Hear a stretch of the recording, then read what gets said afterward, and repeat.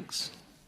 Thank you, Mr President. I rise to speak to the National Gas South Australia Market Transparency Amendment Bill on behalf of the Greens and on behalf of my colleague, the Honourable Robert Sims. This bill was first introduced in the other place in September last year by the Marshall government. At that time, the Minister for Energy and Mining spoke of the series of events that led to the introduction of this bill. In 2016, energy ministers agreed to implement gas market reform measures, including market transparency. In 2018, there was a further review that identified issues in the gas markets, which again led to the energy ministers being tasked with developing transparency measures.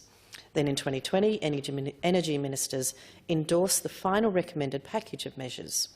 We know that the wheels of government can be slow, but by the time this bill was first introduced in the other place, it had already been 5 years of inaction on market transparency for the gas industry. Now here we are in 2022, 6 years after that initial review, where we see daily news about Australia being on the precipice of a gas crisis.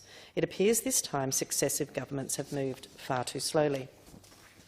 As I understand it, one of the outcomes of the meeting of energy ministers last week was to push this legislation through as a matter of urgency.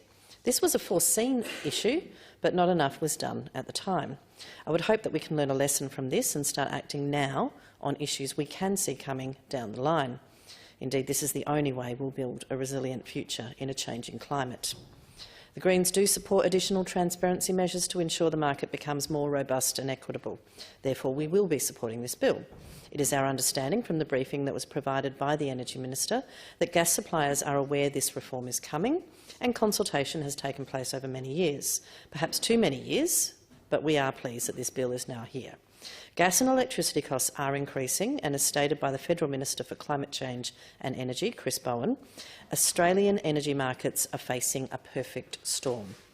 Introducing transparency measures will provide certainty to the market, which will create better outcomes, not only for the market, of course, but of course for the end users.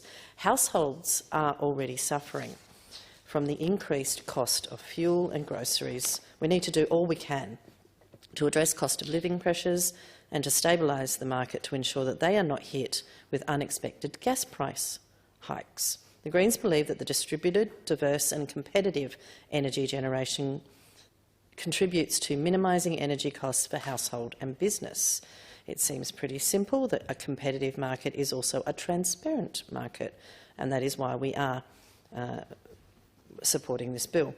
We do want to note, however, that in the middle of this gas crisis, the Labor government, the Malinowskis government, refused to support a Greens bill to give South Australian families, South Australian residents, the ability to choose not to have gas installed in new developments.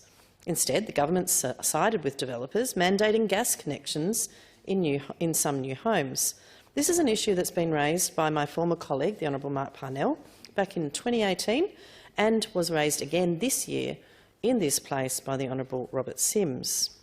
Now, I've got to say that given, according to the Grattan Institute, consumers who choose an all-electric house can actually save $2,184 over 10 years at least, this is a cost of living issue, which everyone else seems to be so happy to talk about, except when it comes to the issue of mandating gas, which is quite an extraordinary situation here in South Australia. The practice of property developers mandating gas connections in new homes locks people into higher energy bills and higher emissions. It's quite extraordinary. It's a lose-lose on both levels. The bill introduced by my colleague, the Honourable Robert Sims, would have given consumers greater choice to move away from gas, so we are disappointed that the Malinowskis government did not seize that opportunity when they had the chance. This is also a good opportunity, however, to reiterate the need to transition away from fossil fuels. This bill addresses pressing market failures, but what we have warned for decades is that over-reliance on gas is going to create problems as our planet warms. The sooner we move away from the non-renewable fossil fuels, the more resilient our communities will be. According to the CSIRO, renewables are now the cheapest form of energy generation in our nation. We need to replace fossil fuels with renewables backed by sufficient storage to ensure our energy needs are met moving forward. We know we can do it. South Australia, in fact, has been leading the country in renewables usage and storage.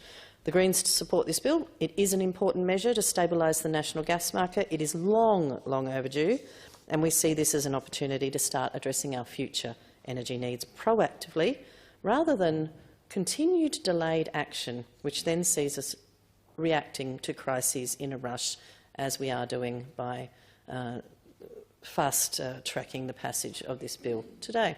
With that, I commend the bill.